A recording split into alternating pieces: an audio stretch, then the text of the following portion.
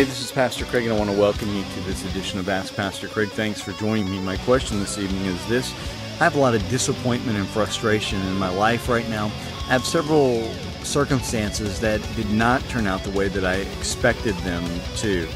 And it's really affecting my relationship with God. How do I deal with these disappointments and not allow it to become this issue of faith in my relationship with the Lord?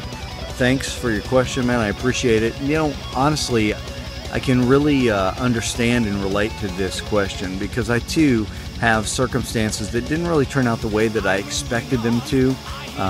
The outcomes were disappointing to me. And I think that we all probably have that. Circumstances or ambitions that were connected to an expected outcome and then it didn't transpire.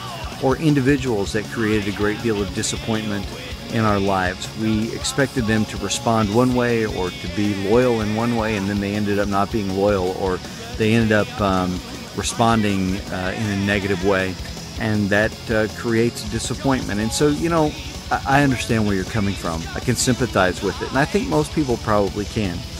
You know, a lot of times we develop these expectations, and they may even be realistic expectations, but we develop these expectations and then we get very attached and connected to the expected outcome, or we get very attached and connected to who we believed an individual to be.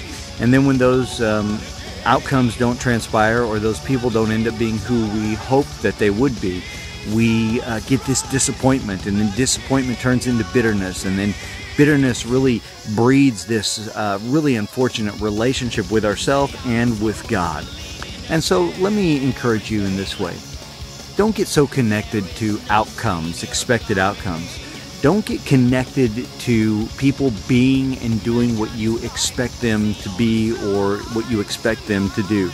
But instead, have this blind faith in God that He's going to set your path straight, that He's going to lead you wherever it is that you need to be. You know, Ephesians chapter 6 says this. It says, don't grow weary in doing well, because at the proper time, if we do not give up, we will reap a harvest. Romans 8 says something kind of similar to it. It says that God works all things together for good to them that love the Lord and are called according to His purpose. Now, it's not saying that everything that transpires is good. It's saying that God will take everything that occurs and turn it for our good. And so I think that's really important.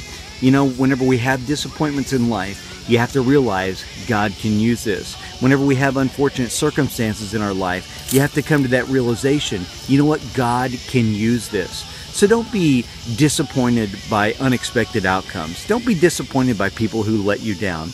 Instead, keep your faith in God, not in the outcome, not in the person. Keep your faith in God. Trust that He's going to turn everything for good. Trust that if you continue to do the right thing, if you don't grow weary in doing the right thing, if you continue to do the God thing, for lack of a better phrase, that good things are going to come. You're going to reap a harvest. You're going to reap a benefit. So trust in the Lord, not the outcome. Trust in the God who can set your path straight. God bless you, man. I appreciate your question. If you have a question similar to this, or a comment on this, or something completely unrelated, we'd really like to hear from you. And you can reach us in a couple of ways. At this radio program's Facebook page, which is facebook.com/ROR Ministries, or you can reach me at my Facebook page, which is facebook.com/Pastor Craig online. God bless you for listening.